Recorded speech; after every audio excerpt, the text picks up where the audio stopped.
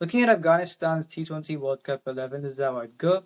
Rahmanullah Gurbaz, Ibrahim Zadran, Sadiqullah Atel, Darwish Rasuli, Azmatullah Omazai, Gulbadin Naib, Rashid Khan, Mohammad Nabi, Mujibur Rahman, Noor Ahmad, Fazalak Faruqi. Looking at this batting lineup, I think a difference between the previous T20 World Cup and the conditions, the batting conditions that I think we'll see in this one is that in the previous one, 140 was defendable. We saw before the emergence of Sadiqullah Atal, the openers batted the majority of the overs for Afghanistan, so they got to 140 and then they defended that score. In this case, it relies on the top three to bat the majority of the innings and also score more runs than they would have had to in the previous edition. They've got to score at least 170 as a minimum, I feel, in India. And that's the reason why on more batting friendly surfaces, where you need at least 190, can they manage with this approach? I think it'd be a bit difficult. Darwish Rasuli has been playing well in the recent series versus the West Indies. But you're looking at the finishes. Rashid Khan's batting is not what it was a couple of years back.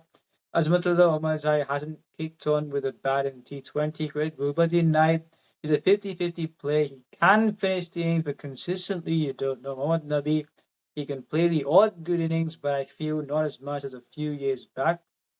Mujibur Rahman can hold the bat a bit, but he's more with the ball. So I feel in terms of power hitting at the end, then they've not got as much of a flourish as they would like, and they've got to get the top three to bat the majority of the overs. So already this approach would not be feasible according to me in India compared to what it was in the Caribbean.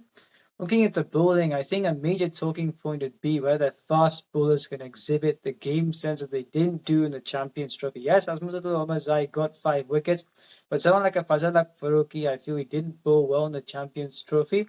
He's been bowling decently now, and I hope he exhibits that game sense. They've not selected someone like an Allah Ghazan Fardu, which is surprising to me because you're looking at the bench.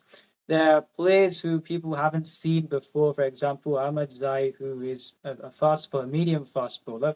And I feel not selecting someone like a Ghazan Fard as a backup, given how well he's been bowling of late. I don't know how they're going to manage if there are some players who need replacing in the starting them. So unfortunately, I feel they will miss out. I think they may go out in the Super 8s and they may find it difficult even in the Super 4s. So it's not Super 4s, group stage.